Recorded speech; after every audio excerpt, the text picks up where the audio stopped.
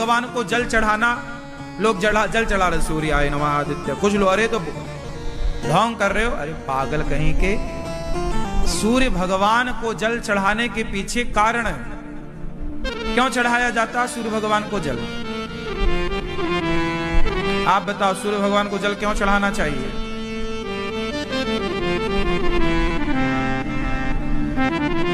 चढ़ाते हो? नहीं चढ़ाते। झूठ बोलना पाप है, नदी किनारे सांप है। क्या छोटू, तुम चढ़ाते हो सूर्य भगवान को जल? ये छोटू, क्या नाम है तुम्हारा? चढ़ाते हो जल सूर्य भगवान को? नहीं, बाप ही नहीं चढ़ा रहा है।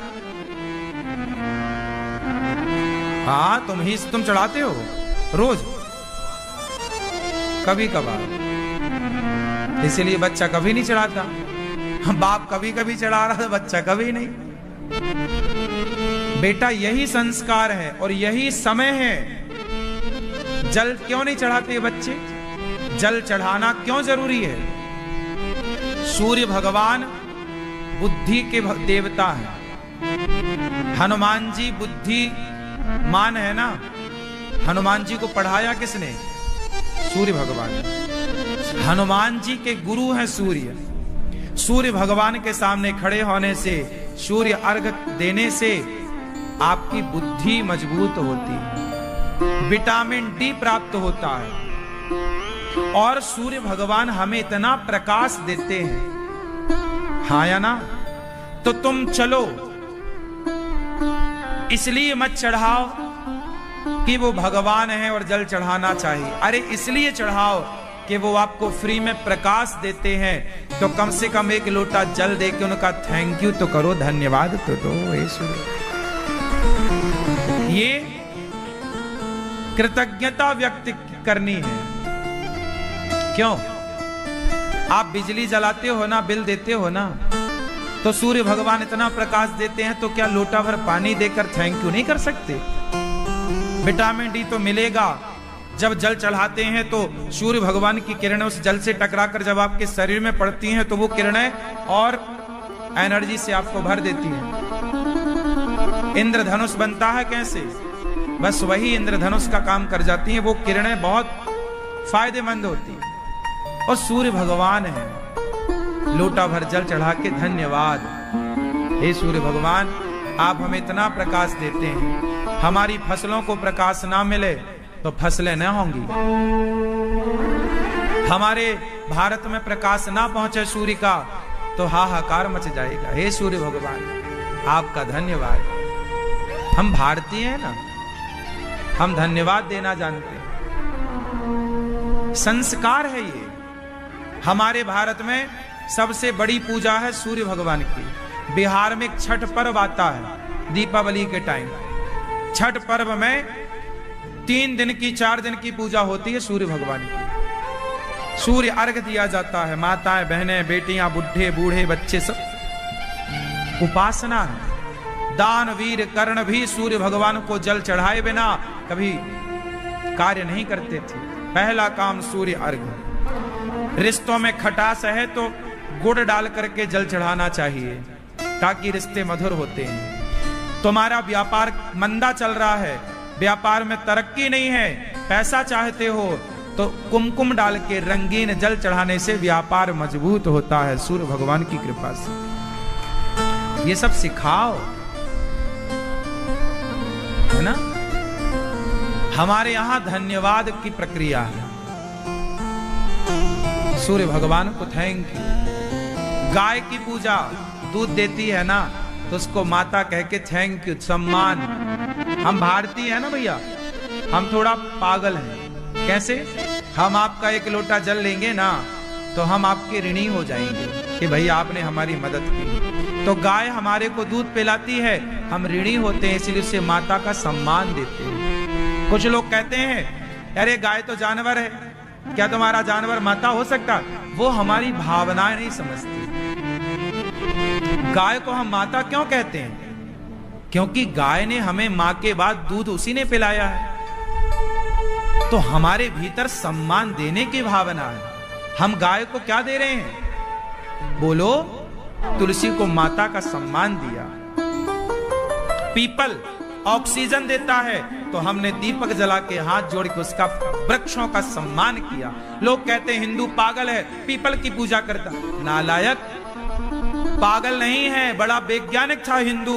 दुनिया आज समझ पाई कि पीपल 24 घंटे ऑक्सीजन छोड़ता है। हम सनातनी पहले से जानते थे, इसलिए पेड़ पौधों का सम्मान करते आए हैं,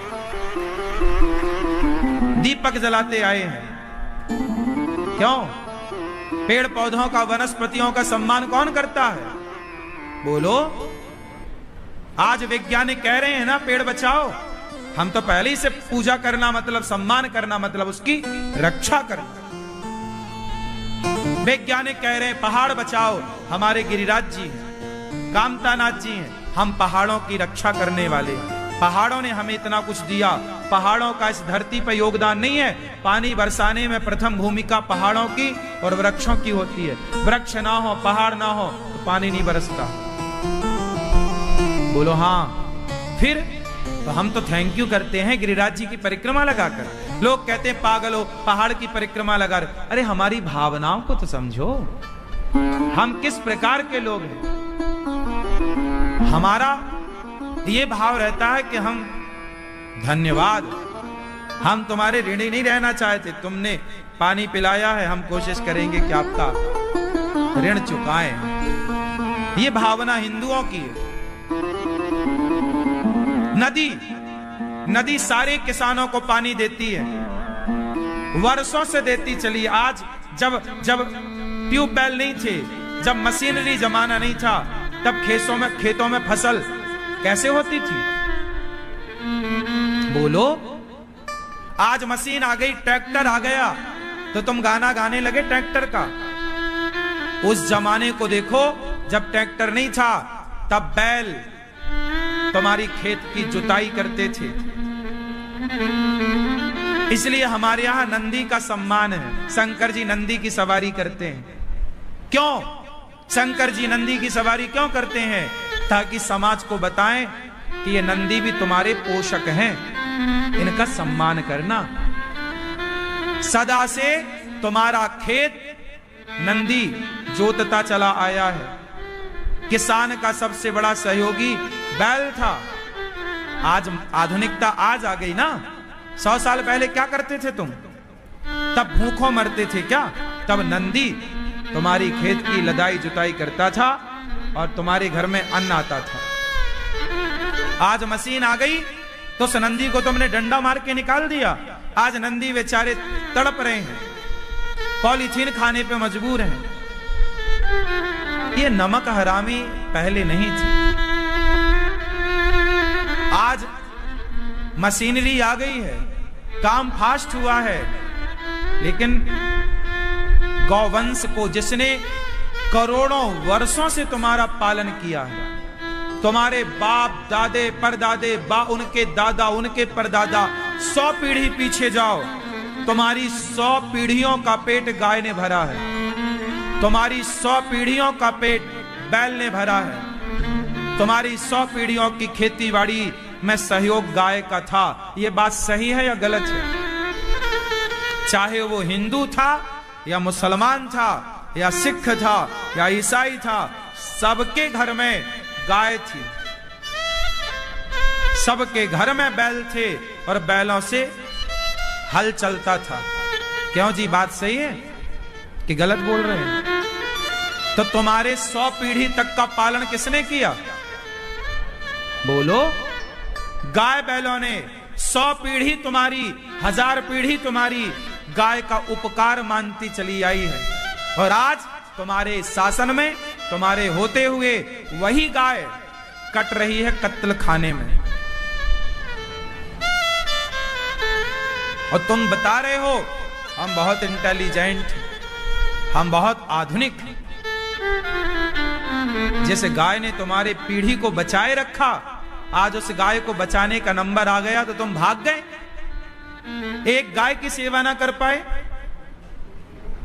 और अपने आप को बहुत इंटेलिजेंट समझते हो।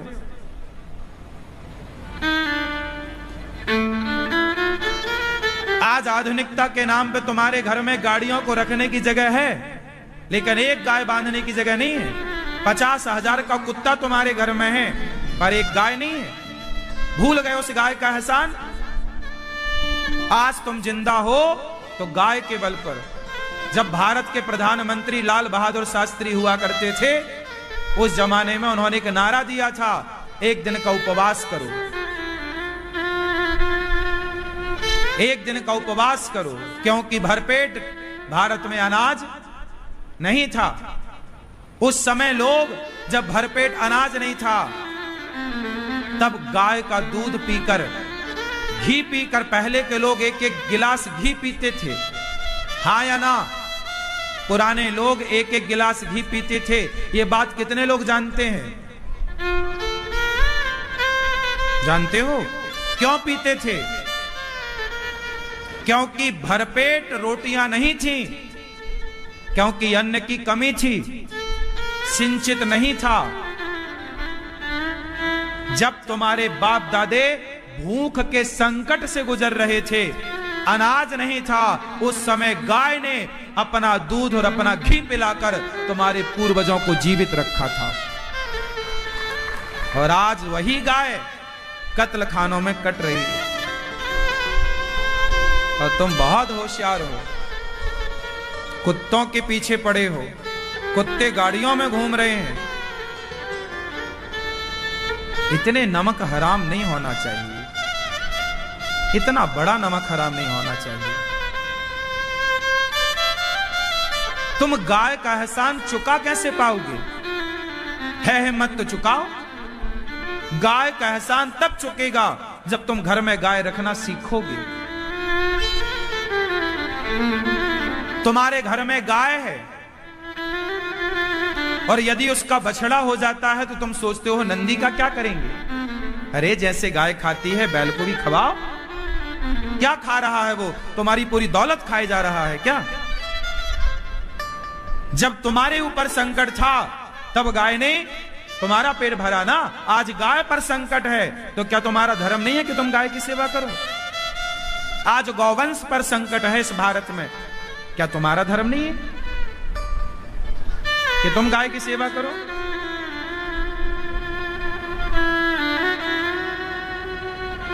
गौरी गोपाल गौशाला में ये दास अनिरुद्ध गायों की सेवा करता। हमारे यहाँ कुत्ते को भी रोटी दो। हम ये नहीं कहते कि कुत्ते का अपमान करो, नहीं, जीव है, सबकी सेवा करो, पर उपकार तो देखो किसका था तुम्हारे ऊपर।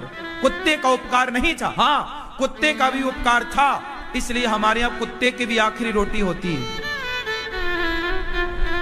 आखिरी रोटी किसकी? और पहली रोटी?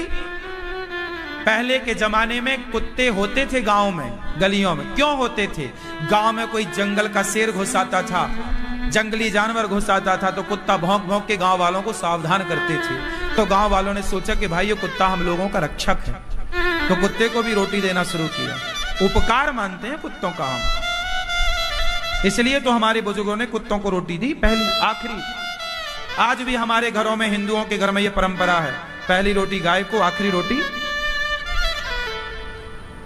हम ऐसे हिंदू हैं, हम कुत्ते का भी एहसान मान रहे हैं, पर कुत्ते गलियों में अच्छे लगते हैं साहब। तुम्हारा मुंह चाटें अच्छा नहीं है।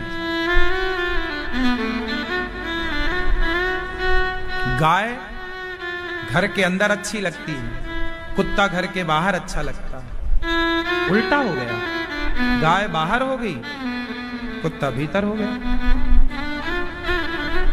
इसलिए व्यवस्था तहस नहस।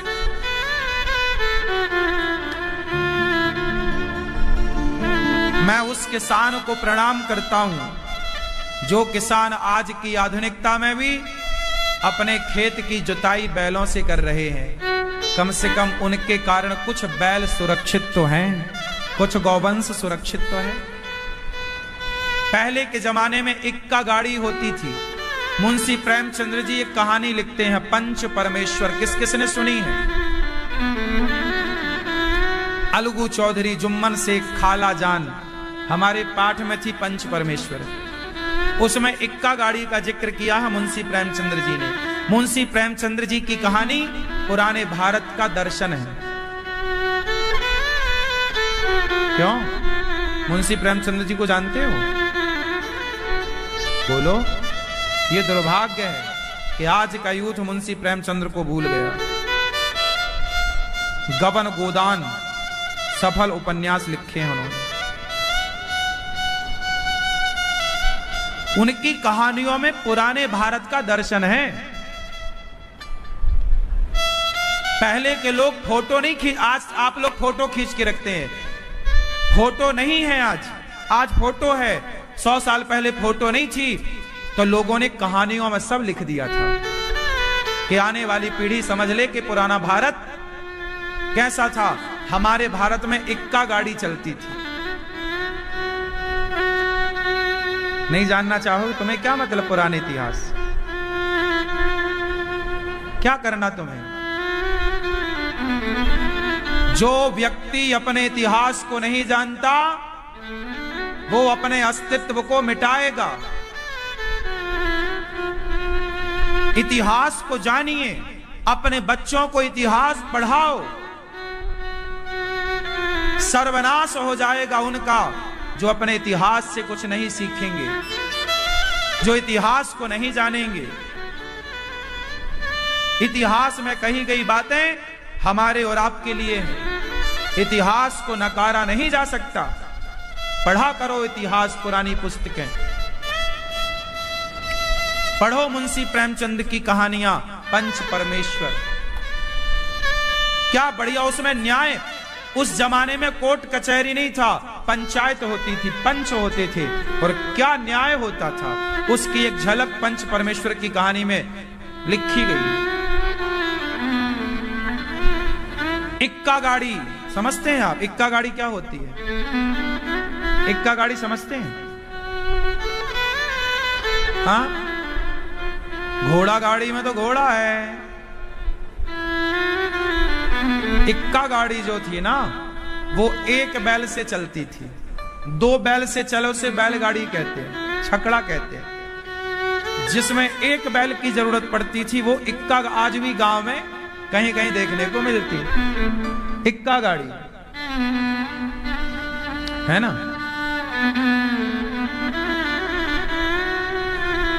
वो गाड़ियां थी, पहले के लोग यात्राएं करते थे।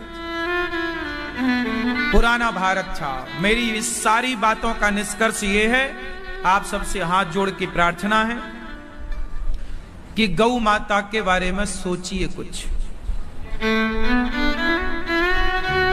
आज किसान क्या करता है, जैसे उसका धान कटी, गेहूं कटती है ना, तो गेहूं की पराली में आग लगा देता है। सारी पराली, लाखों एकड़ की पराली जल जाती है। आपको पता है वो गेहूं की जो डंठल था, पराली थी, उससे भूसा बनता है और भूसा गाय का आहार है, भोजन है। और जब किसान उसको जलाएगा तो गायों को खाने का संकट पैदा होगा। आज बाजार में भूसा क्या रुपए किलो चल रहा है पता है आपको? क्यों? भूसा क्या रुपए किलो है? 8 रुपए। 8 रुपए दिला देना हमें, अभी दिला दो हमें। किस जमाने में जी रहे हो? आज वर्तमान में भूसे की कीमत लगभग 12 से 15 रुपए किलो है। 12 से 15 रुपए किलो है। 8 रुपए तो सीजन में भी नहीं मिलता। सीजन में 8 रुपए के लगभग समथिंग मिलता है। अभी और आएगा, ये आने दो 1 महीने बाद भूसा 18 रुपए किलो तक जाता है। भूसा 20 रुपए किलो तक जाता है। भूसा गायों का भोजन। आज बड़ी बड़ी गौशालाओं में भूसा नहीं है, गाय पर संकट है, लेकिन किसको सुनाए? आपको अपने लिए लाखों खर्च करना अच्छा लगता है, करो, लेकिन ईश्वर ने पैसा दिया है ना, तो आप किसी गौशाला में भूसा जरूर भिजवाया करो। और किसानों से मेरी हाथ जोड़ के विनती है कि वो डंठल में जो आग लगाते हो मत लगाया करो। उसका भूसा बनवाकर किसी गाय, आप ना जलाओ, आप बेचो। आप सारे लोग डंठल जलाए ना और भूसा बना के बेचें तो भूसा ने कुछ बचा रखा है।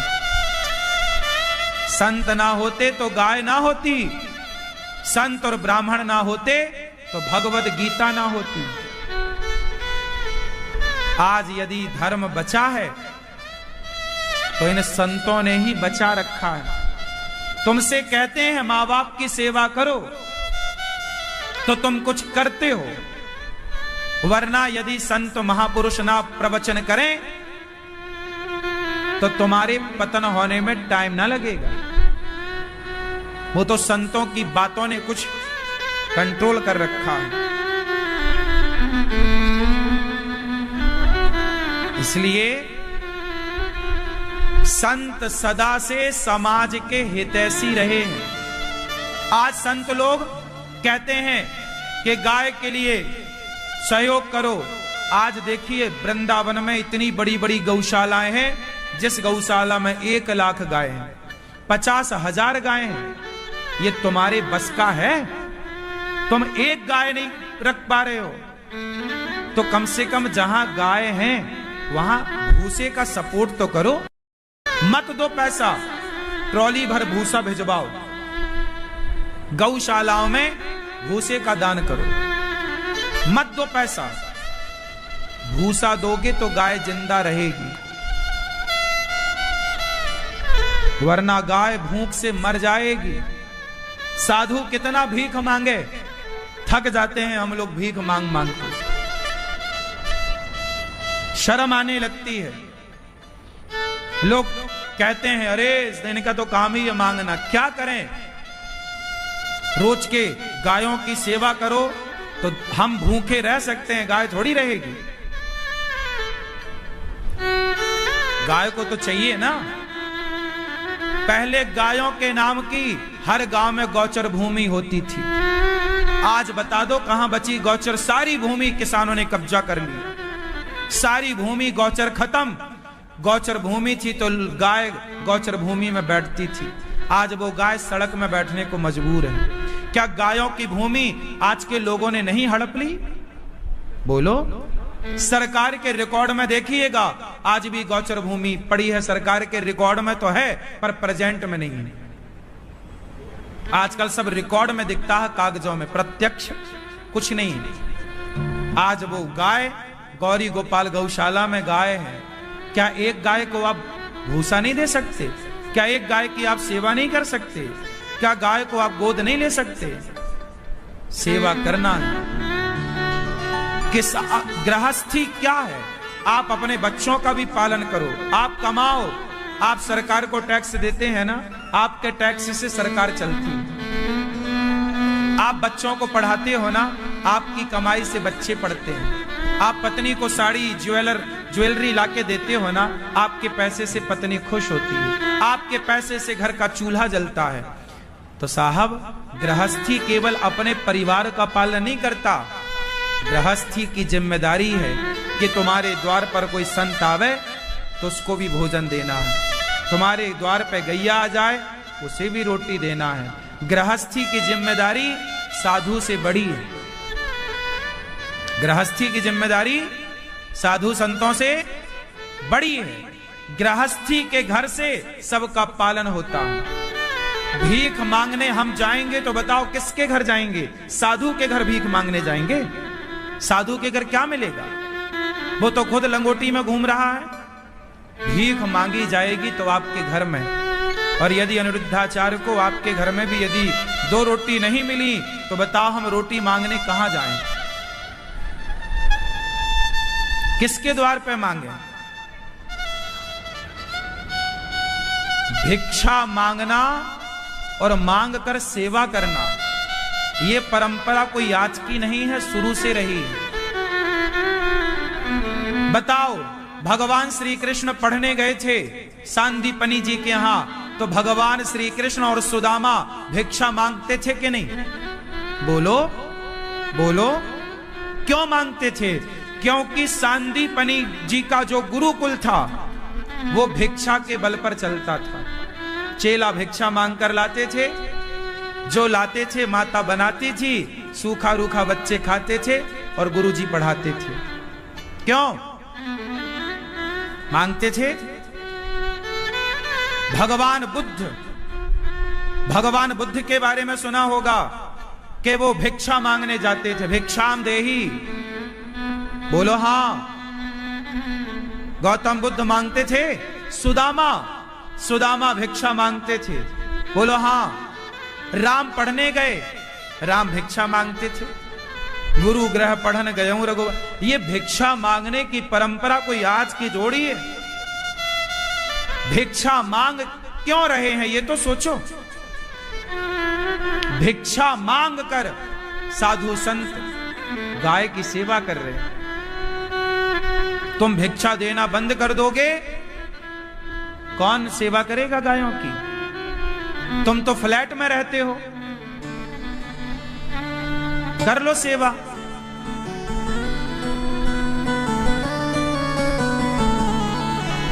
संतों के पास ही आज गौरी गोपाल गुरुकुल है। वो गुरुकुल चलाने के लिए क्या करना पड़ेगा? भिक्षा मांगना पड़ेगा आपसे। भैया भिक्षा दो, भीख दो, तब बच्चे यहां रहेंगे, खाएंगे, पढ़ेंगे। तुम नहीं दोगे भिक्षा तो यह गुरुकुल नहीं चलेगा। वैदिक, मैं अनिरुद्धाचार्य मैंने भी गुरुकुल में पढ़ाई की और मेरे गुरुजी भिक्षा मांग मांग कर लाते थे। हम विद्यार्थी थे, हमें खिलाते पिलाते तब हम पढ़े और पढ़कर समाज की सेवा कर रहे हैं। हम बेईमानी भ्रष्टाचार नहीं कर रहे हैं। हम पढ़े गुरुकुल में तो हमारा भी धर्म है कि हम भी पढ़ाएं बच्चों को गुरुकुल में। गुरुकुल में पढ़े हुए बच्चे स्कूल के पढ़े हुए बच्चों से कई गुना संस्कारवान होते हैं। गुरुकुल में पढ़े हुए बच्चे स्कूल में पढ़े हुए बच्चों से कई गुना संस्कारवान होते हैं। मैं गुरुकुल में पढ़ा हूं, इसलिए सभी माओ के पांव दबाता हूं। तुम स्कूल में पढ़े हो तो तुम अपनी माता के पांव दबाने में तुम्हें शर्म आ रही है, ये अंतर है। मैं गुरुकुल में पढ़ा तो मैं सबके पांव दबाता हूं। कोई भी गौरी गोपाल आश्रम में सभी माए हैं, सबके पांव, मुझे कोई शर्म नहीं है सेवा करने में। और तुम अपनी मां के पांव नहीं पड़ते, घुटने पड़ते हो। तुम अपनी मां के घुटने छूते हो। तुम अपनी मां से पलटकर कहते हो तुमने हमारे लिए क्या किया है। अनिरुद्धाचार्य कभी अपने मां बाप से नहीं कह सकता कि तुमने हमारे लिए क्या किया। जिस दिन कहूंगा उस दिन मैं मर जाऊंगा, मैं जब ये कहूंगा तो। ये मेरे गुरुकुल की शिक्षा है। आजकल का बच्चा कहता है ना, माँ बाप तुमने हमारे लिए किया ही क्या है। ये स्कूल का पढ़ा बच्चा कह सकता है, गुरुकुल का पढ़ा बच्चा कभी नहीं कह सकता। इसलिए संतों पर जो तुम दिन रात पानी पी पी के गालियां दे रहे हो, आप मतलब जो दे रहे हैं उनके लिए बोल रहे हैं। संत न होते जगत में तो जल जाता संसार। आग लगी आकाश में बरस रहे अंगार। संत न होते जगत में तो जल जाता संसार। आप वृंदावन आइए, गौरी गोपाल आश्रम आ जाइए, यहां आपको देखने को मिल जाएगा कि सेवाएं किसे कहते हैं। माताएं हमारी खुश, गुरुकुल में बच्चे पढ़ रहे हैं, गाय की सेवा हो रही है, आप सबको भोजन मिल रहा है, हाँ या ना, कथा मिल रही है। एक बच्चा गुरुकुल में पढ़ा तो कितने लोगों को उसका लाभ मिल रहा है। और आप स्कूलों में पढ़े हैं, बताओ आपसे कितने लोगों को लाभ मिल रहा है। केवल आप अपने परिवार पालने में लगे हैं। सारी उम्र तुम्हारी जा रही है परिवार में। समाज के कितने काम आए, क्या भूमिका है आपकी समाज में। कम से कम कोई 2 रोटी मांगे तो कम से कम 2 रोटी तो दे दो। तुम गाना गाते हो, अरे कमा के खा नहीं सकते। अरे भीख मांगने की परंपरा पुरानी है। आप हमें भिक्षा नहीं देंगे तो फिर हमें व्यापार करना पड़ेगा, फिर हमें बिजनेस करना पड़ेगा। और बिजनेस करेंगे तो फिर ये सेवाएं नहीं हो पाएंगी। एक काम होगा, या व्यापार होगा या सेवा होगी। ब्राह्मण भीख मांगे तो चुपचाप दे दो। क्यों? क्योंकि ब्राह्मण भीख मांग के खाएगा तो वो पवित्र रहेगा, वो पढ़ेगा और पढ़ाएगा। यदि वो बिजनेस में आ गया तो फिर शिक्षा कौन ग्रहण करेगा? वेदों की, पुराणों की। चाणक्य को चंद्रगुप्त मौर्य को राजा बनाने की क्या जरूरत थी? खुद राजा बन जाते। चाणक्य खुद राजा क्यों नहीं बने? चंद्रगुप्त को क्यों राजा बनाया? क्योंकि चाणक्य शिक्षक थे, और शिक्षा, ब्राह्मण शिक्षा देता था समाज को। और जो लोग कहते हैं ना कि पढ़ाया नहीं सबको, अरे चाणक्य ने चंद्रगुप्त को पढ़ाया कि नहीं? ब्राह्मण शिक्षा पर सबका अधिकार था, है, और आज ब्राह्मणों पर यह आरोप लगाया जाता है कि ब्राह्मणों ने शूद्रों को नहीं पढ़ाया। क्यों नहीं पढ़ाया? चंद्रगुप्त मौर्य कौन थे? चाणक्य ने पढ़ाया कि नहीं? चाणक्य के अंदर कोई भेदभाव था? शिक्षा पर समान अधिकार तब भी था, आज भी। ये केवल भारत में आपस में लड़ाने भिड़ाने कोई अंग्रेजों के द्वारा षड्यंत्र घोला गया। फूट डालो, शासन करो। ब्राह्मण पढ़ाएगा। सुदामा जी का गुरुकुल था, बच्चों को पढ़ाते थे, कोई शुल्क लेकर नहीं। पहले शिक्षा फ्री थी भारत में, पहले शिक्षा फ्री थी, कोई चार्ज नहीं। जब तक शिक्षा फ्री थी, जब तक शिक्षा में वेद और वेदांत था, तब तक माता पिता को बच्चे भगवान मानते थे।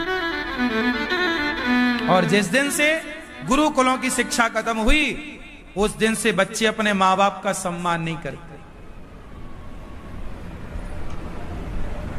इसलिए भिक्षाम देहि, भिक्षा दो।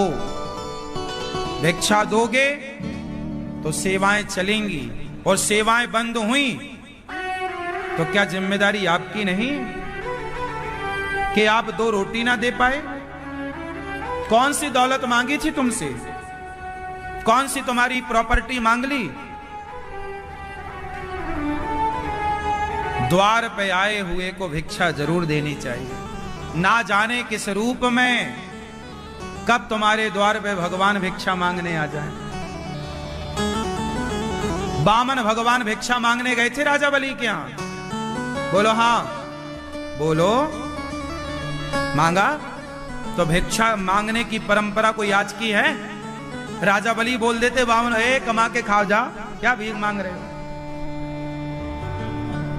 इसलिए आप कमाओ।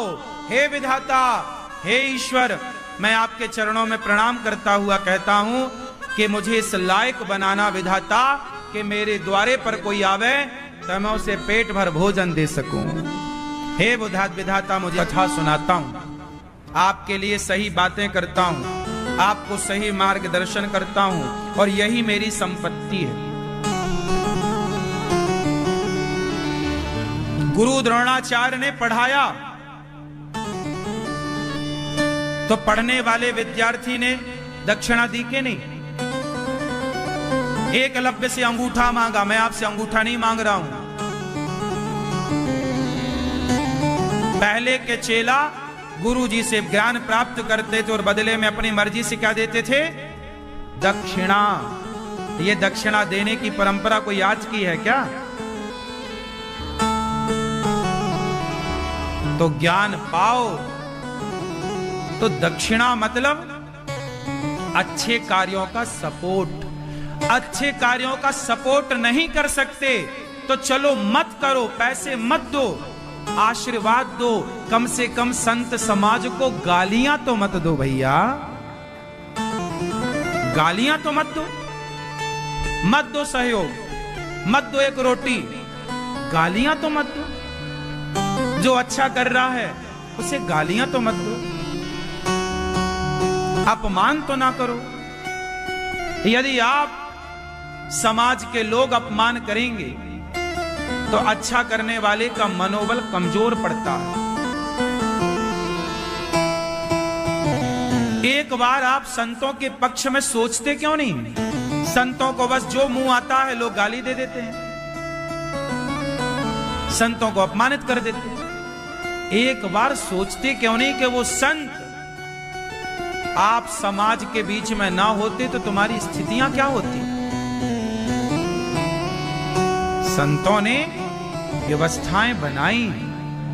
क्या तुलसीदास जी संत नहीं है? उनकी लिखी रामचरितमानस क्या समाज के काम नहीं आ रही है? क्या उनकी कही गई बातें समाज का भला नहीं कर रही हैं? क्या स्वामी विवेकानंद जी संत नहीं है? क्या उनके द्वारा कही गई बातें समाज को नया मार्गदर्शन नहीं दे रही हैं? क्या सूरदास जी, रैदास जी, रसखान, मीराबाई क्या ये संत नहीं है? और उनके द्वारा कही गई बातें क्या समाज को आज भी मार्गदर्शन नहीं दे रही हैं? संतों का एहसान कैसे भुलाओगे रे भैया? कैसे ऋण चुकाओगे संतों का? गाली देकर चुकाओगे? कैसे ऋण चुकाओगे? इसलिए मेरी मां, संतों के प्रति श्रद्धा रखो। जो गलत है उसे गलत कहो। मैं गलत हूं तो आप गलत कहो, पर जो सही है उसे सही भी कहो।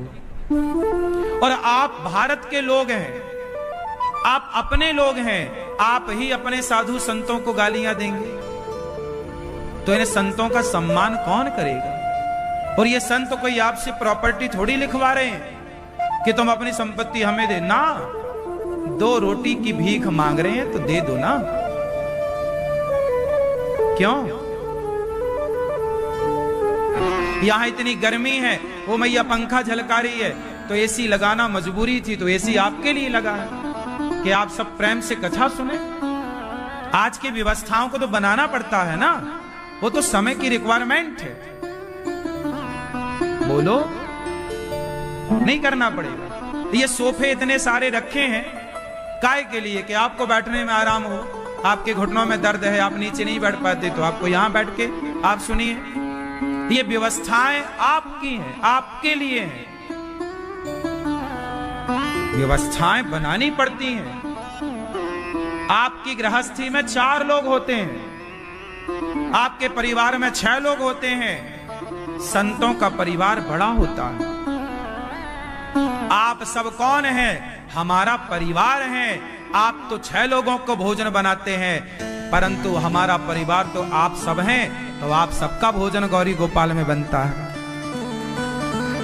आप आए हैं तो आप सबको भोजन कराना हमारा धर्म है। अब चाहे हम भीख मांग के कराएं या कैसे, हम चोरी नहीं करेंगे पर भीख मांग के कराएंगे, हम आपको भोजन कराएंगे। बस क्या गलत कर रहे हैं बताओ? इसमें कुछ गलत लग रहा है आपको? इसलिए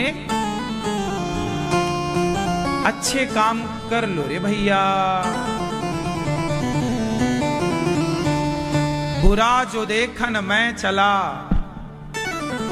बुरा न मिलिया कोई, जो दिल खोजा आपुना, हमसे बुरा ना। दूसरों को क्यों बुरा कहते हो? हम स्वयं बहुत बुरे हैं, हम ठीक करें अपने को।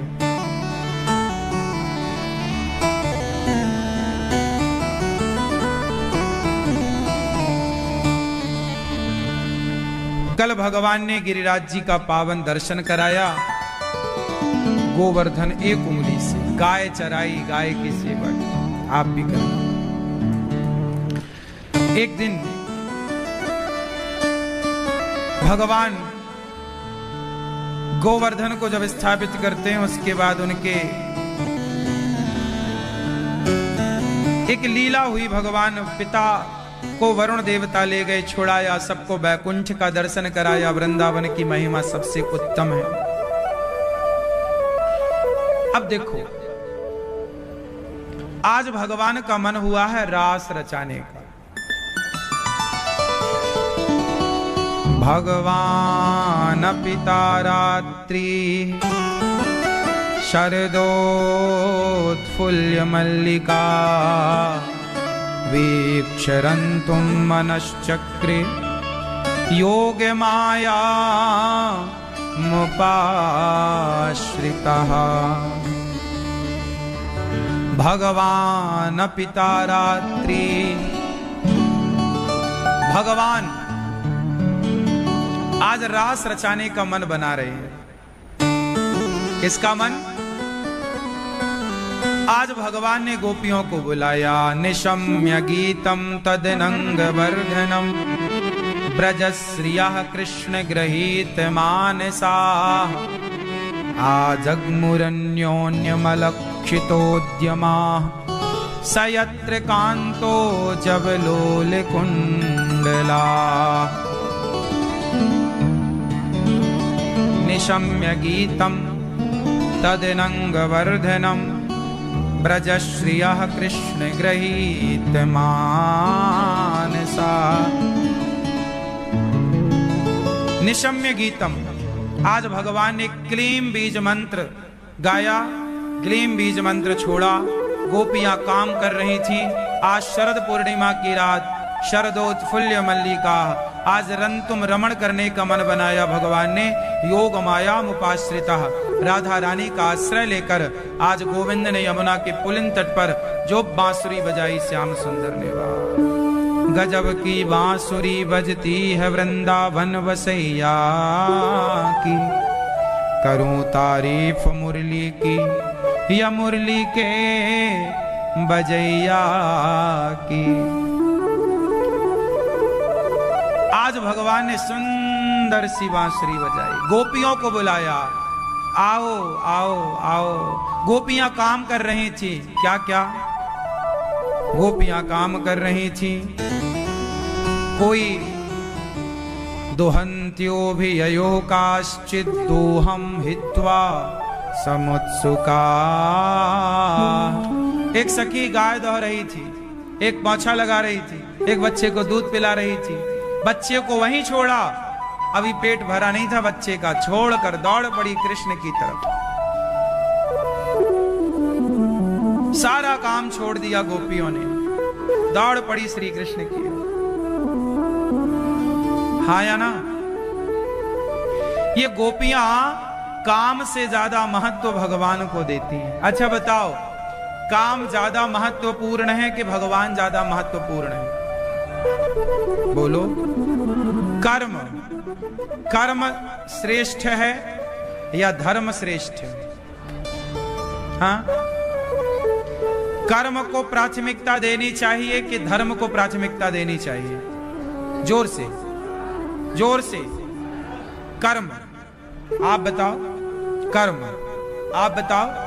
कर्म, धर्म, आप बताओ। कर्म, कर्म, धर्म, आप। कर्म, आप चश्मा वाले भैया।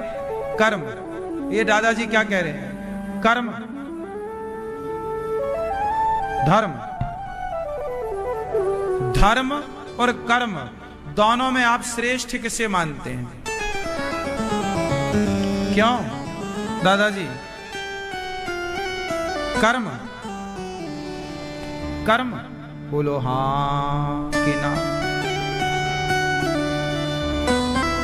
कर्म और धर्म दो चीजें हैं। बहुत 80-90% लोगों ने कहा कर्म बड़ा है, 5-10% हैं कह रहे हैं धर्म बड़ा है।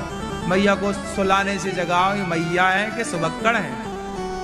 ले मैया, सारी नींद तुम 4-6 साल की यहीं पूरी कर लो। 4-6 साल तक ना सोना, यहीं सो सारा। सुबक्कड़ मैया, तुम्हारी कोई बातचीत हुई क्या कुंभकर्ण से? हाँ? कोई संपर्क नंबर हो तो हमें भी देना, हम भी बात करेंगे कुंभकर्ण से।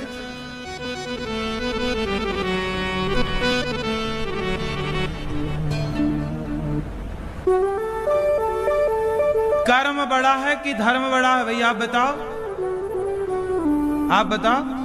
लोगों ने बताया कर्म बड़ा, ज्यादा लोगों ने, कम लोगों ने बताया था। अब देखो, आप लोग यहां गलती कर रहे हैं। आप गलती ये कर रहे हैं कि कर्म को धर्म से ऊपर कर रहे हैं। यदि कर्म धर्म से ऊपर हो जाएगा तो फिर उत्तर दो। कसाई गाय काटता है तो वो अपना कर्म ही तो कर रहा है, क्या उसका कर्म सही है?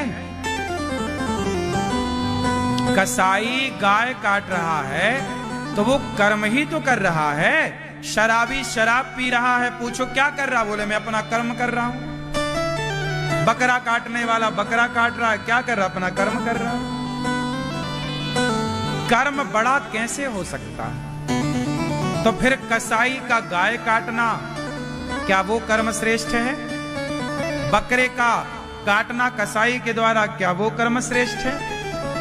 ये तुम्हारे पड़ोस में दुकान है चिकन की, मुर्गी मछली, रोज मुर्गी काट देता है, रोज मुर्गी के पंख नोच लेता है, कर्म तो वो भी कर रहा है, क्या वो कर्म श्रेष्ठ है? क्या वो कर्म धर्म युक्त है? बोलो। इसलिए कर्म कभी बड़ा नहीं हो सकता, बड़ा तो धर्म ही होगा। धर्म के हिसाब से जब कर्म होगा तब वो कर्म श्रेष्ठ कहलाएगा। यदि आपके कर्म में धर्म नहीं है तो वो कर्म कैसे बड़ा होगा? समझ में आई क्या? आपने कहीं ट्रक के पीछे पढ़ लिया होगा कर्म ही पूजा है, वो सेंटेंस अधूरा है। कर्म ही पूजा है ये अधूरी बात है, कैसे पूजा हो सकता है? फिर तो जो हो रहा है कर्म ही तो हो रहा है। क्यों? कसाई क्या कर रहा है? गंजेड़ी क्या कर रहा है? गांजा पी रहा, वो अपना कर्म कर रहा है। तो कर्म पूजा है तो क्या कसाई का गाय काटना ये कर्म पूजा है?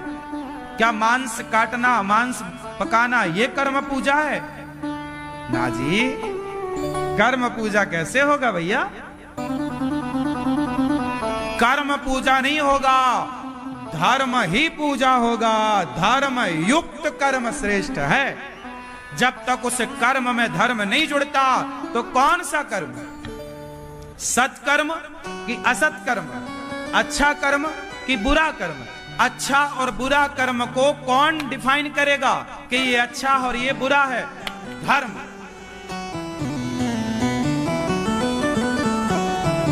धर्म बताएगा कि ये करो, ये ना करो। धर्म। इसलिए आप लोग गलती, आप बहुत अपने आप को होशियार मान लेते हैं एक बात रट के। इसलिए कहता हूं सत्संग बहुत जरूरी है। आजकल के बच्चे क्यों परेशान हैं? वो कर्म को ही पूजा मान रहे हैं। ट्रक की बात समझ ली उन्होंने, सत्य। अरे ट्रक के पीछे लिखने वाला कौन सा विद्वान था? उसने तो अपने मन में आया लिख दिया कर्म ही पूजा है। तो फिर बलात्कार, जो बलात्कार कर रहा है वो भी तो कर्म कर रहा है अपना। बोले ये तो पूजा चल रही है। क्या वो धर्म युक्त कार्य है? उत्तर दो। फिर पूजा कैसे हो जाएगी? पूजा नहीं हो सकता, कर्म। हाँ, माता पिता के पांव दबा रहे हो, आप माँ बाप के चरण दबाने का कर्म कर रहे हो तो वो कर्म पूजा है, क्योंकि वो धर्म युक्त है। आप किसी भूखे को भोजन देखने का कर्म कर रहे हो तो वो कर्म धर्म से जुड़ा है, इसलिए वो कर्म पूजा है, क्योंकि वो धर्म से जुड़ा है। जो कर्म धर्म के अकॉर्डिंग होगा, धर्म के खूंटे पे कसा होगा, धर्म की कसौटी पे कसा हुआ कर्म ही पूजा है। यदि धर्म की कसौटी पे नहीं कसा तो वो कर्म पूजा क्यों बेटा? सही है। इसलिए कर्म किस कसौटी में कसा होना चाहिए? जोर से। अनिरुद्धाचार्य जो कर्म करता है वो धर्म की कसौटी में कस करके करता। मैं कोई भी धर्म के बिना कार्य नहीं करता। जो कार्य होता है वो धर्म की कसौटी पे। मेरी कोई भी बात, जो यहां सेवाएं चल रही, एक भी बात झूठी नहीं है। आप चेक कर सकते हैं। आप कितनी सारी आंखें हैं, अर्थात इतने लोग हैं उतनी आंखें, देख लो। मैं ऐसा नहीं करता कि मैं बताऊं कुछ, कहूं करूं कुछ। ना जी, बेईमानी तो सीखी नहीं। धर्म की कसौटी होगी, फिर वो कर्म होगा तो वो कर्म आपका काम कर जाएगा, फिर वो कर्म पूजा बन जाएगा। तो अब बताओ, कर्म बड़ा कि धर्म बड़ा? कौन बड़ा? अभी क्या कह रहे थे? कर्म बड़ा। पल पल में बयान बदल रहे हो।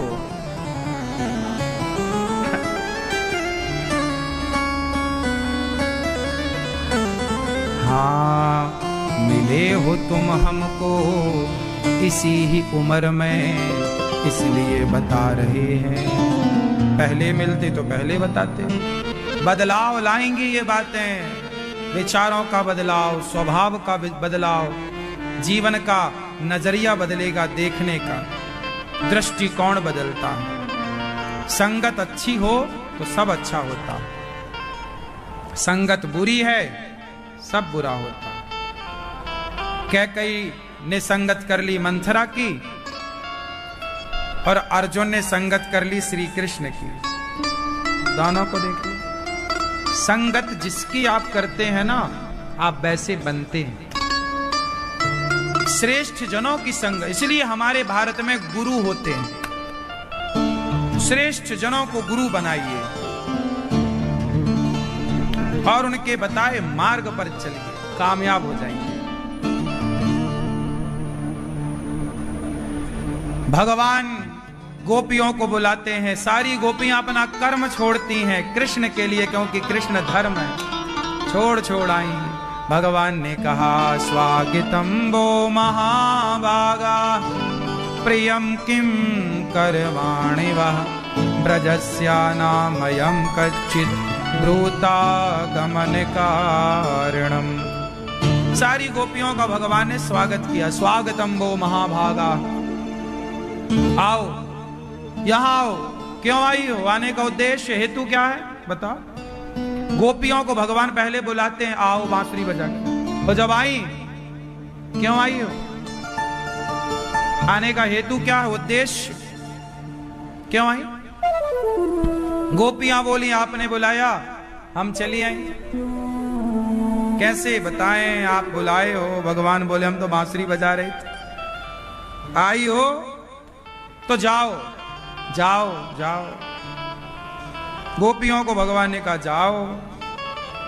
पति कैसा हो, अंधा लंगड़ा बहरा काना खोरा, पति भगवान है। जाओ सेवा करो अपने भगवान की। क्यों? पति क्या होता है? पत्नी कौन होती है? आप बताओ। पत्नी कौन?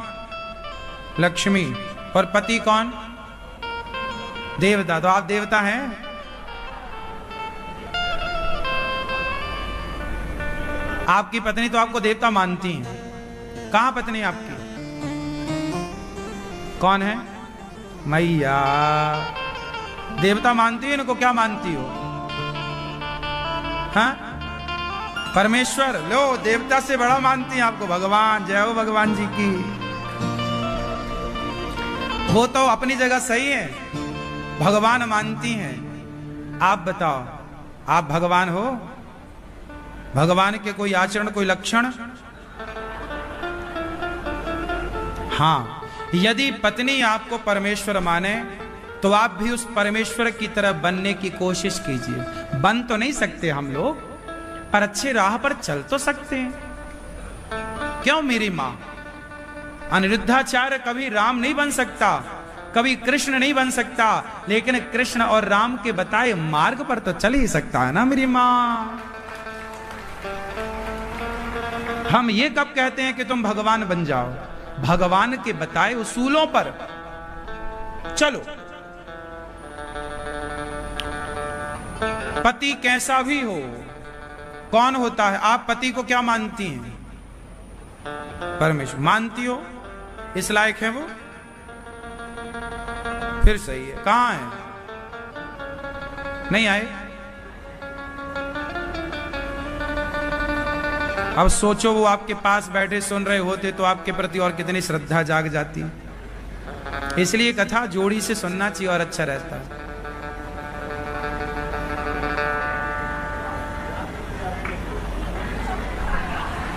आओ भगवान।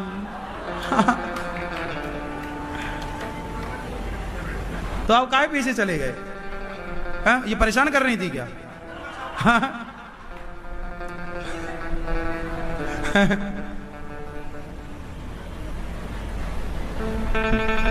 ऐसे ही पति पत्नी को साथ में कथा सुनना चाहिए। विंदास आपकी कहां जोड़ी? कहां ऐसे कर रहे हो भाई? घर पे है? चलो भगवान आप सबकी जोड़ियां बनाए रखें, सुखी रहें। हम तो बस जरा सी बात भगवान ने जो कही वो आपको समझा। दुःशीलो दुर्भगो वृद्धो जड़ो रोग्य धनो पीवा। यहां भगवान कृष्ण कह रहे हैं कि पति कैसा हो। रामचरितमानस में भी ये बात लिखी है कि पति अंध बहिर क्रोधी अति दीना, ऐसा हूं पति करके अपमाना, नारी पाव जमपुर दुख नाना। पति कैसा भी हो, शादी के पहले देख लो कि कैसा है। ये डिसाइड शादी के पहले करो, जान लो, परख लो, समझ लो सब। और शादी के बाद जैसा है, अंधा लंगड़ा बहरा काना खोरा गरीब अमीर, जैसा है भगवान है। क्यों मेरी मां? आजकल शादी के पहले खोजबीन होती नहीं है, और शादी के बाद पता चलता है कि तो एक नंबर का शराबी है, कबाड़ी है, फला है फला। तलाक। शादी के पहले शोध करना चाहिए। पहले के लोग शादी के पहले शोध करते थे। रिसर्च कब करते थे? पहले के लोग शादी का प्रस्ताव लेकर जाते थे तो जिस लड़के से शादी होनी है उसके पास नहीं जाते थे, उस घर में नहीं जाते थे, पड़ोसियों के पास जाते थे। भाई साहब वो जितेंद्र कैसा है? अरे बोले तो एक नंबर का शराबी है। अच्छा, अरे थोड़ा सा काम था, पता चल जाता है कि लड़का कितने गहरे। पहले के पड़ोसी बहुत अच्छी भूमिका निभाते थे, होने नहीं देते थे शादी। जो आए सबको भड़का भड़का के।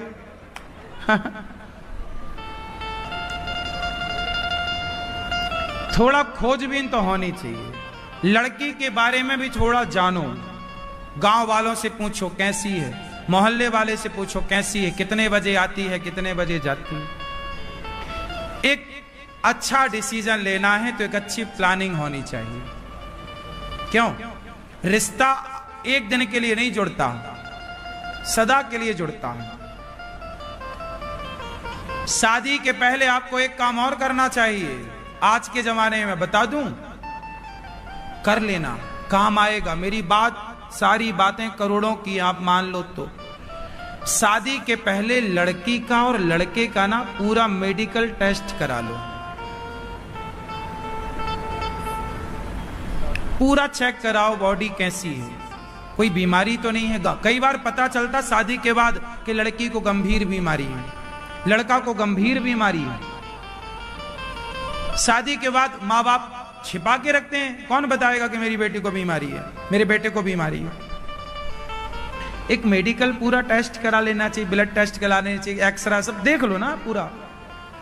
एक डॉक्टर से परमिशन ले लो कि भाई साहब सब सही है ना, कोई बीमारी, कैंसर तो नहीं है, किडनी फेल तो नहीं है, इत्यादि ब्लॉकेज तो नहीं है दिल की, नहीं कल लुगाई लाओ और सीधा हॉस्पिटल जाओ। ये नौबत ना है। क्यों मेरी माँ? सही है गलत है? आज जब इतना फ्रैंकली ये सब खुला हुआ है तो एक मेडिकल का हिसाब किताब पूरा होना चाहिए, नहीं होना चाहिए? हाँ या ना? भैया क्या बोलती तू? होना चाहिए।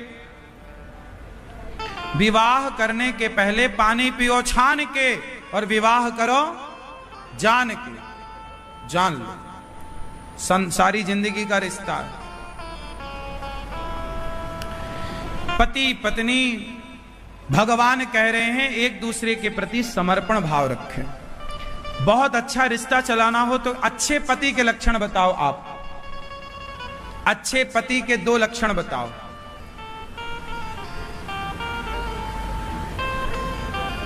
जोर से, हमें सुनाई कम पड़ता है, हैं? एक बार और, क्षमा। हाँ, पराई स्त्री की तरफ नहीं देखना चाहिए, पहला। दूसरा, जो खिलाए पिलाए वो खाना चाहिए। इसके सिवा आपके पास ऑप्शन भी तो नहीं है, जो खवाएगी वही ना खाना पड़ेगा। सही है, सही है। क्यों? एक अच्छे पति के लक्षण क्या है? आपका विवाह हुआ? नहीं? आपका हो गया? अच्छे पति के 2 लक्षण बताओ।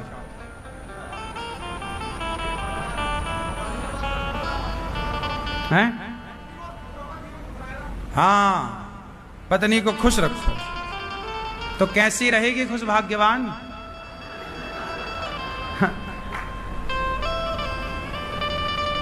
चश्मा वाले भैया, अच्छे पति के 2 लक्षण बताओ। पति के 2 लक्षण अच्छे पतियों के। हाँ,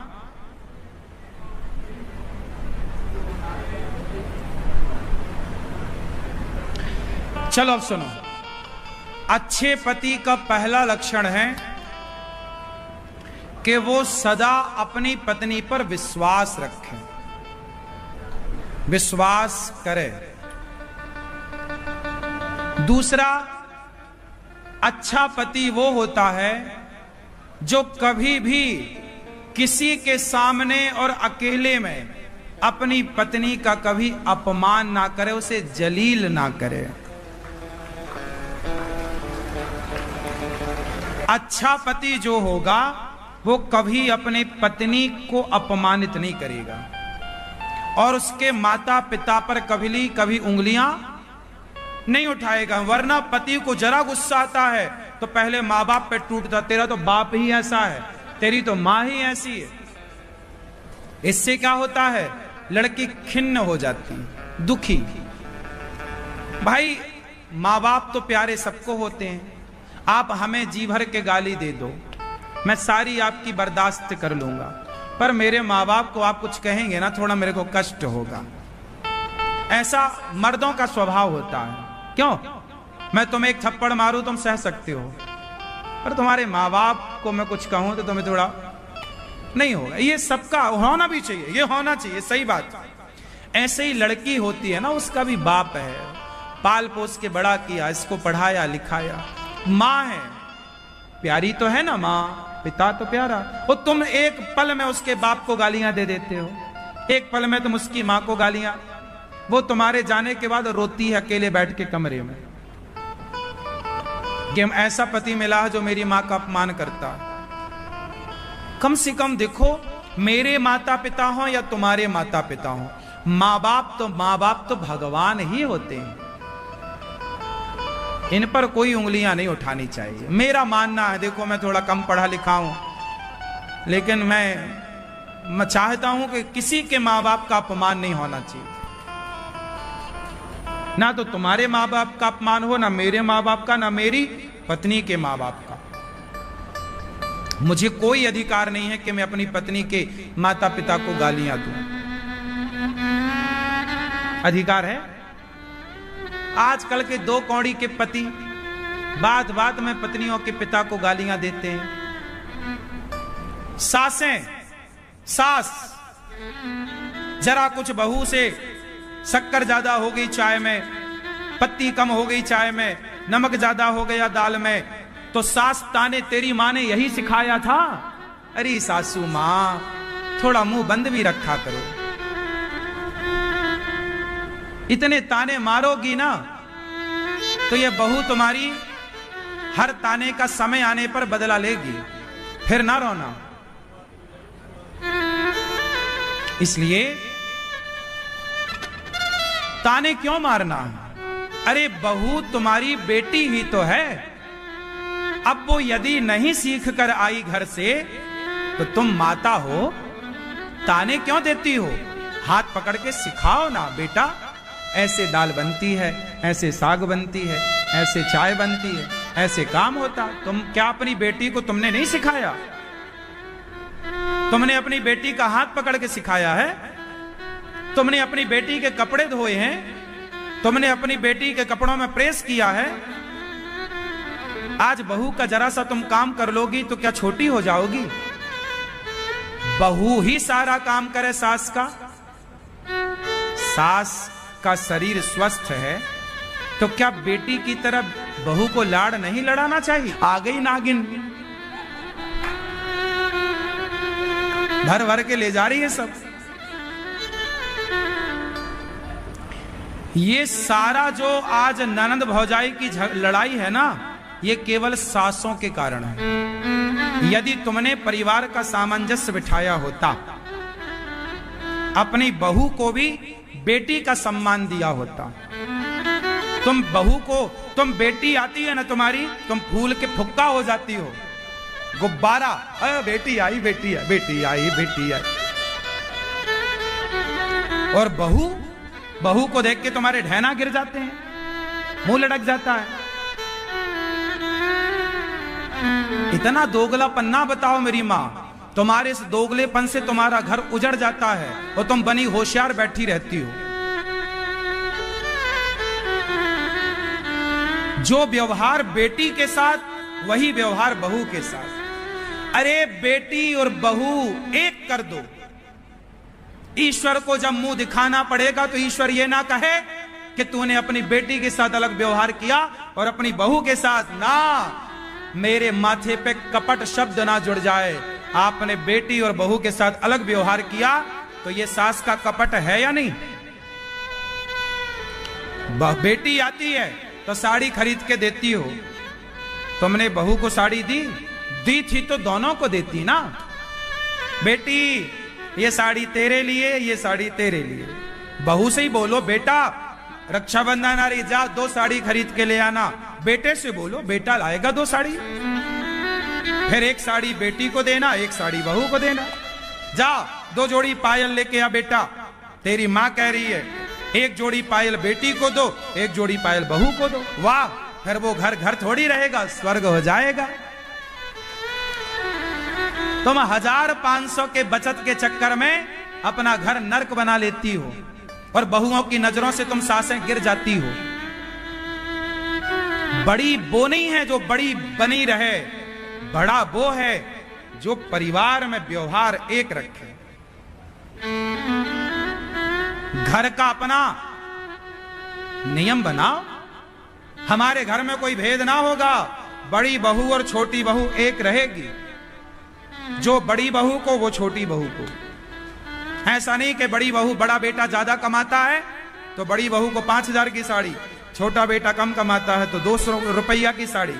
चलो आज उसका समय बुरा है, छोटे बेटे का कम कमाता है, छोटी बहू का ठीक है, लेकिन आप तो माता पिता हो, आप तो भेद ना रखो। भाई भाई में भेद हो चलता है थोड़ा बहुत, जेठानी देवरानी में भेद हो चलता है थोड़ा बहुत, नहीं होना चाहिए वहां भी, पर सास तो भेद ना करे। मेरी माँ 280 माताएं गौरी गोपाल में हैं, क्या अनिरुद्धाचार्य को इन माओं से भेद करना चाहिए कि कुछ माताओं को मैं दूध दे दूं, कुछ माओं को दूध ना दूं, कुछ माओं को मैं खाना बढ़िया दूं, पनीर की साग दूं, कुछ माताओं को नमक रोटी पकड़ा दूं? यदि मैंने ऐसा किया तो मेरे माथे पे कपट लिखा जाएगा कि तुमने कपट किया है। क्यों? ईश्वर को जवाब देना पड़ेगा ना। तुम डरते क्यों नहीं हो भगवान से? लाख आंख से देख रहा है तुझे देखने वाला। अनिरुद्धाचार्य जो खाता है, जिस क्वालिटी की दाल, जिस क्वालिटी का चावल, वही क्वालिटी का चावल अन्य क्षेत्र में बट रहा है, जाके देख लेना। भारत में जितना सबसे बढ़िया बेस्ट चावल क्या होता है?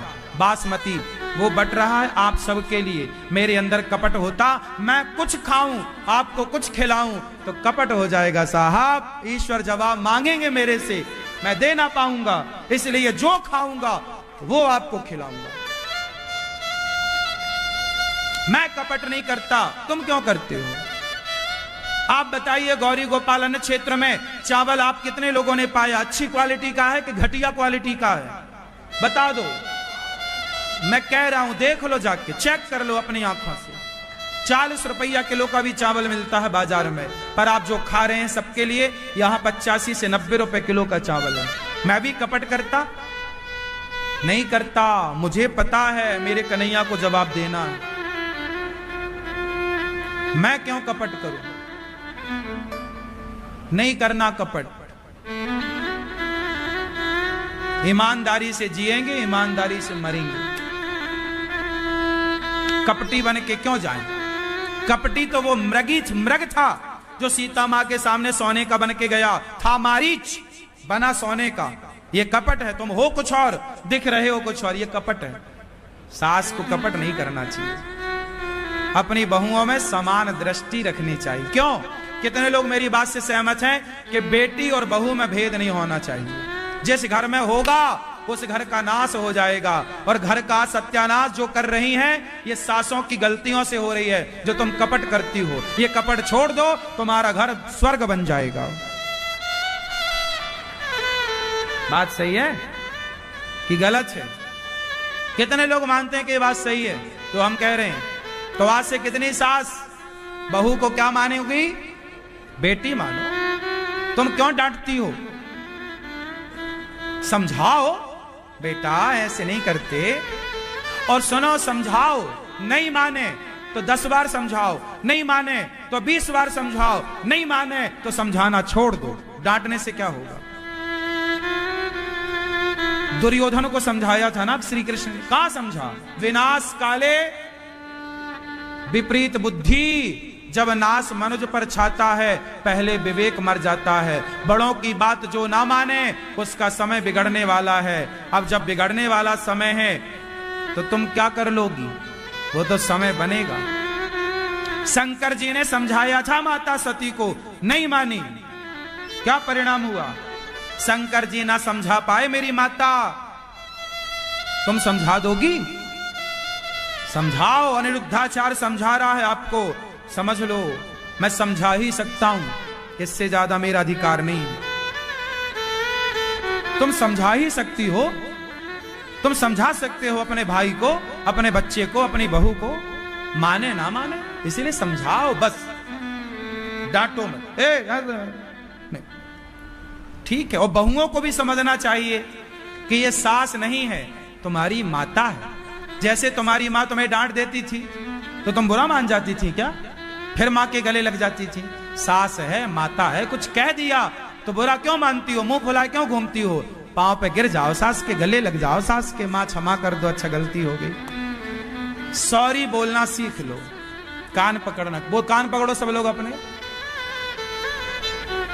पकड़ लो मेरी माँ। एक तो तुम लोग ना कान वान पकड़ने में लज्जा आती है। कान पकड़ा रहे हो, कान पकड़ो, बोलो सॉरी। ए छोरा, काहे नहीं पकड़ रहे हो? बोलो सॉरी। भाई आप भी बोलो सॉरी। हर रिश्ते से सॉरी बोला करो। यदि गलती, कई बार सॉरी बोलने से रिश्ते बच रहे हैं तो सॉरी बोल के रिश्ता बचा लेना बहुत समझदारी है। गलती नहीं है फिर भी बोलने में क्या जा रहा है? रिश्ते अनमोल होते हैं मेरी मां। रिश्ते बताओ, रिश्ते की कीमत ज्यादा है कि सॉरी की कीमत ज्यादा है? कौन महंगा है? जोर से। रिश्ता बड़ा है कि सॉरी बड़ा है? सॉरी बोलने से रिश्ता बच रहा है तो सॉरी बोलना चाहिए। कान पकड़ने से रिश्ता बच रहा है तो कान पकड़ना चाहिए। सॉरी बोला करो। क्षमा मांग लेना बुरा नहीं है। मेरा क्या घट जाएगा? मैं आपसे क्षमा मांग लूंगा। गलती अनिरुद्धाचार्य रोज करता है, मैं तो रोज गलती करता हूं सैकड़ों। और जब काम करूंगा तो गलतियां होंगी। गलतियां ना करने वाला वो होता है जो काम करते ही नहीं, तो गलती होगी नहीं। मैं चलूंगा तो गिरूंगा, चलूंगा ही नहीं तो गिरूंगा ही नहीं। तो गलतियां जो जितनी करता है समझ लो वो उतना काम करता है। काम करेगा तो गलतियां होंगी। क्यों? तुम डांटो, सॉरी, अच्छा जी। भावनाओं को समझा करो भाई। डिग्रियां पा लेना, बड़ी डिग्रियों में रहना बड़ी बात नहीं है। रिश्ते चलाना बहुत बड़ी बात है। क्यों मेरी माँ?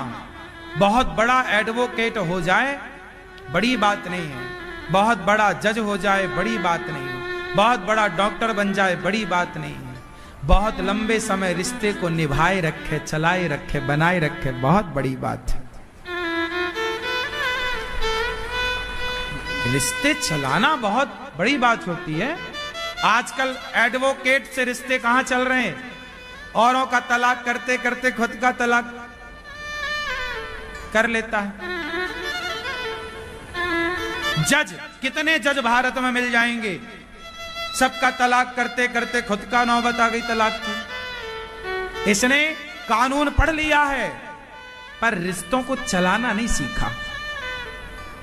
बिल गेट्स इतना बड़ा बिजनेसमैन बन गया, दुनिया का सबसे अमीर आदमी हो गया, लेकिन इतना बड़ा बिजनेसमैन, सॉफ्टवेयर कंपनी का इंजीनियर मालिक बन गया, पर उस आदमी से रिश्ता चलाना नहीं आया। रिश्ता चलाना आता तो पत्नी से 27 साल बाद तलाक लेने की नौबत ना आती। Bill Gates. रिश्ता चलाना आसान नहीं है, इसलिए रिश्तों को चलाना सिखाओ। सफल गृहस्थी वो है जो एक पत्नी और एक पति में जीवन गुजार दे। क्यों? जो एक पत्नी और एक पति में जीवन गुजार दे। जब आदमी बूढ़ा हो जाए उन बूढ़ों को प्रणाम करो, उन बूढ़ों को प्रणाम करो जिन्होंने अपनी एक पत्नी के सिवा पराई औरत को कभी ना देखा हो।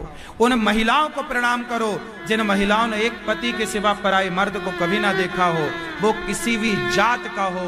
उन बूढ़ों का सम्मान करो, प्रणाम करो। वाह, आप सफल हैं जिन्होंने एक पत्नी एक पति में गृहस्थी गुजारी। आपकी गृहस्थी को हम प्रणाम करते हैं। सही है? रिश्ता मस्त भक्तो स्वर्गा से आयो है संदेश, बुलावो आग्यो राम को, बुलावो आग्यो राम को। बुलावा आएगा ना, जाना पड़ेगा। मैं एक रिश्तों पर एक भजन सुनाता हूं। ये भजन ये दास अनिरुद्ध ने ही लिखा है। ये भजन पहले राजस्थानी भाषा में था, फिर इसको हिंदी भाषा में ये दास अनिरुद्ध ने कन्वर्ट किया। राजस्थानी भजन है ये, पर राजस्थानी भाषा सबको समझ में नहीं आती, तो मैंने उसे हिंदी में लिखा। तो हिंदी में जो शब्द हैं वो ये दास अनिरुद्ध ने ही उन शब्दों का संकलन किया है। सुनिएगा, नाचने मत लग जाइएगा इस भजन में, ये सुनने का। ये भजन तब का है जब आदमी की मृत्यु का समय आता है। जब आदमी मरने लगता है ना, तो यमराज जी से कहता है, यमराज जी बस 1 मिनट का समय दे दो, मैं अपनी पत्नी से बच्चों से एक बात करना चाहता हूँ। और आप 1 मिनट मांगोगी भगवान, हे यमराज 1 मिनट, तो आप उस 1 मिनट में क्या बात करोगी? किससे? बताओ, क्या बात करोगी आप? आप आखिरी 1 मिनट में अपनी पत्नी से क्या कहना चाहोगे? आप आखिरी 1 मिनट में अपने बच्चों से क्या कहना चाहोगे? मैया, आप आखिरी 1 मिनट में अपने पति से क्या कहना चाहोगे? आप कोई डिसाइड नहीं हुआ ना अभी तक? मान लो एक दिन वो आएगा जब वो हमारे जीवन का आखिरी दिन होगा, और एक वो घंटा भी आएगा जब वो आखिरी घंटा होगा, एक वो मिनट भी आएगा जो हमारे जीवन का आखिरी मिनट होगा, और एक वो सेकंड भी आएगा जो हमारे जीवन का अंतिम आएगा कि नहीं आएगा? हाँ, रास क्या है? क्या हुआ था रास में? रास रचाना सही है कि गलत है, ये पूछ रहे हैं आपसे। हाँ? सही है? तुम रचाते हो रास? रास रचाना सही है? हैं? रास रचाना सही है भैया? ये रास का मतलब बताओ आप। रास का अर्थ लोगों ने गलत किया। रास का मतलब लोग गलत समझते हैं। एक सेंटेंस आप बार बार सुनते हैं, तुम करो तो रास लीला, हम करें तो कैरेक्टर ढीला।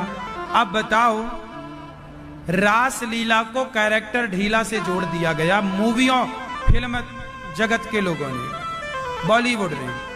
रास लीला को किससे जोड़ दिया?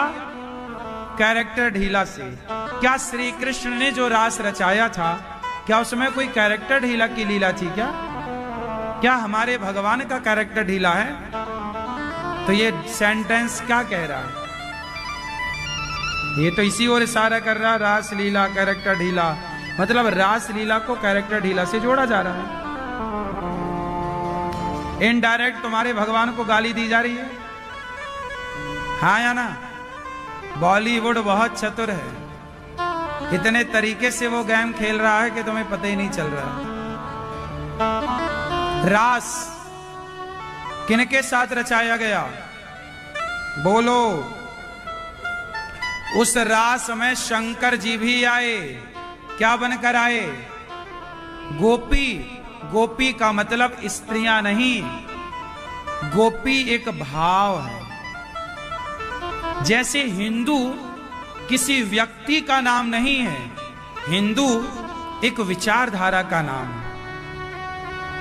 हिंदू विचारधारा मतलब जो गंगा को माता माने, गाय को माता माने, पेड़ पौधा वनस्पति का सम्मान करे, उस विचारधारा का नाम हिंदू है, जिसके अंदर दया है।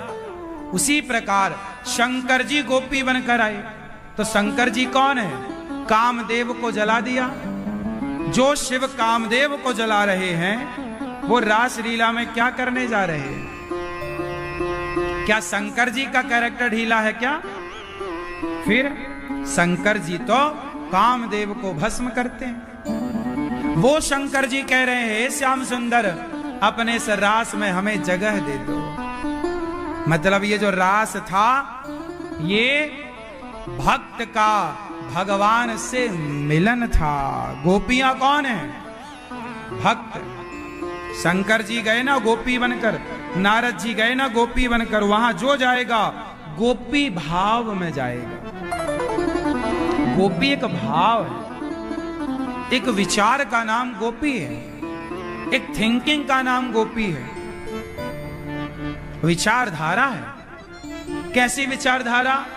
गो मतलब इंद्रियां, पी मतलब पीना, जिनके अंदर कोई इच्छा ना रह गई हो, आपके भीतर सारी इच्छाएं खत्म हो जाएं, एक इच्छा रह जाए, प्रभु आपका दर्शन चाहती हूं। हे श्रीमन नारायण, मैं केवल आपको चाहता हूं, एक भगवान के सिवा दूसरी कोई चाह ना होना। इसी भावना का नाम गोपी भाव है। एक कृष्ण, एक भरोसे, एक बल, एक आस विश्वास, एक राम घनश्याम हित चातक तुलसीदास। बात समझ में आई? क्या गोपियां कृष्ण से प्यार करती थी तो कोई विषय वासना लेके करती थी क्या? अच्छा एक बात बताओ, कृष्ण भगवान है या नहीं? उत्तर दो, उत्तर दो। अब एक बात बताओ, कॉमन सेंस है, बिल्कुल छोटी बात आपको समझा रहा हूं, समझ आएगी, सारा जीवन काम कर जाएगी। तुम्हारे अंदर वासना है, माना उदाहरण एग्जाम्पल, तुम्हारे अंदर काम वासना है, और तुम्हारे अंदर जब काम वासना तीव्र आती है और तभी तुम्हारी माता सामने आ जाए, माँ, तो क्या उस काम वासना को आप बढ़ाओगे कि मां को देखते ही खत्म अपने आप हो जाएगी? बोलो। तुम काम वासना में डूबे हो और तभी तुम्हारी मां के सामने खड़ी हो जाए, तो काम वासना रहेगी कि समाप्त हो जाएगी? उत्तर दो जोर से। हो जाएगी? बोलो हाँ। सोचो, कि जब मां के आते काम वासना नष्ट हो गई, तो क्या भगवान के आते काम वासना रह जाएगी? तो गोपियां जैसे कृष्ण के सामने खड़ी हैं, वो तो भगवान हैं। तो क्या भगवान के मंदिर आप जाते हो, तो क्या मंदिर में जाके आपके अंदर कोई वासना सताती है क्या? वहां तो वासना खत्म होती है। बोलो, मंदिर में वासना बढ़ती है कि खत्म होती है? उत्तर क्या कह, सही बोलो, बिल्कुल जो होता है वो बताओ। होती है ना? हाँ, जिनके मंदिर में काम वासना कंट्रोल हो जाती है, जिनके मंदिर में काम प्रभाव नहीं डाल पाता, उन कृष्ण के सामने भला काम कैसे प्रभाव डाल सकता था? ये तो कॉमन सेंस था ना मेरी मां, तुम समझ लेती इतनी सी बात कि कृष्ण तो योगियों के योगी हैं। ये विषय वासना हमें परेशान कर सकती है, ये विषय वासना आपको परेशान कर सकती है। भगवान तो बाप है काम के, कामदेव तो भगवान से पैदा होता है, वो परेशान करेगा भगवान को? इतनी ताकत? प्रद्युम्न जी कौन है? भगवान श्री कृष्ण के बड़े पुत्र। कौन है वो? कामदेव के अवतार हैं, काम के बाप भगवान हैं। तुम समझते ही नहीं हो। भगवान को थोड़ा समझो और अपने नजरिए से भगवान को ना देखो। तुम्हारी दृष्टि में काम है तो तुम भगवान को भी काम भाव से देखते हो। तुम्हारी दृष्टि में क्रोध है, तुम भी क्रोध भाव से देखते हो। भगवान भगवान सबसे परे, भगवान सबसे, बोलो मेरी मां, भगवान सबसे क्या है? बोलो, परे। जरूरत ही नहीं है उन्हें चीजों की। काम वासना हमें और आपको तो सताएगी, भगवान का बाल बांका कर जाएगी। फिर तो तुम करो तो रास लीला, हम करें तो कैरेक्टर लीला। ये सेंटेंस सही है? ये तो भगवान पर सवाल खड़ा हुआ ना। काहे तुम सवाल खड़े करते हो रे? क्यों नहीं समझते? क्यों नहीं गहराई में उतरते तुम? क्यों नहीं भगवान के पक्षधर बनते? तुम समझते कितना हो भगवान को? थोड़ा पढ़ा करो, भगवान को समझा करो। अपनी तरह भगवान को ना मानो। हम इंसान हैं, वो भगवान है। हम बिंदु हैं, वो सिंधु हैं। हम योनिजा है, वो अयोनिजा है। हम जन्मा है, वो अजन्मा है। कहां राजा भोज, कहां गंगू, तुम गंगू तेली ठहरे और राजा भोज की बराबरी करने चले। हमारा कन्हैया तो राजा भोज और हम तो ठहरे गंगू तेली।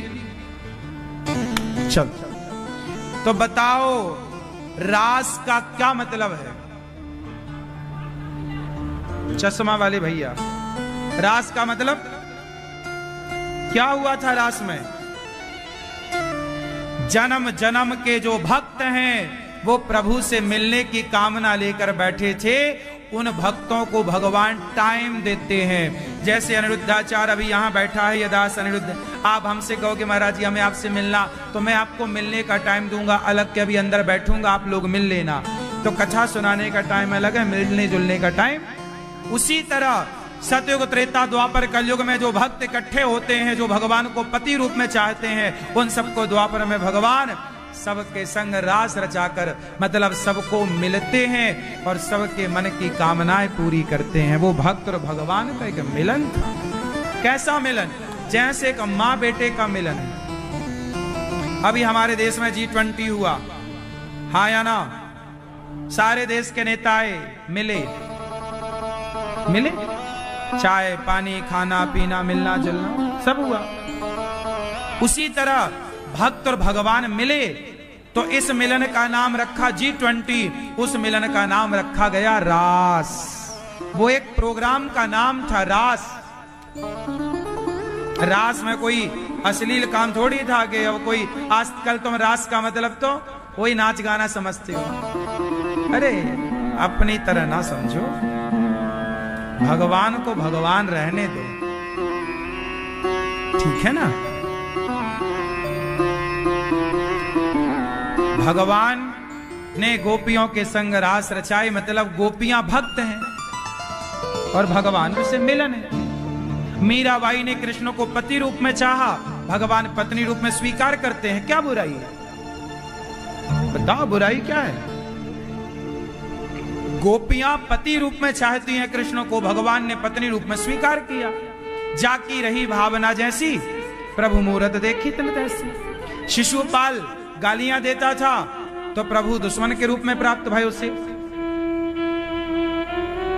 दुर्योधन शत्रु मानता था तो शत्रु के रूप में दिखे। अर्जुन मित्र मानता था, मित्र के रूप में दिखे। गोपियां पति मानती थी, पति रूप में मिले। मीराबाई ने पति माना कृष्ण को तो कृष्ण पति बन गए, क्या बुराई है इसमें?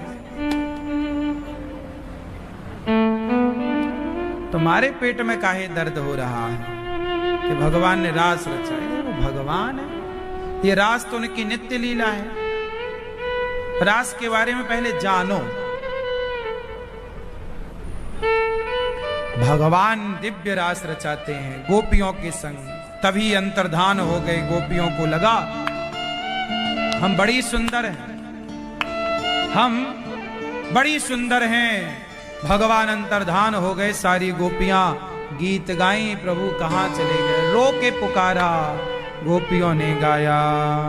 गोप्या ऊचु जयति तेधिकं हो जन्मना ब्रजः श्रयते इंदिरा शाश्वदात्रे जयति दर्शता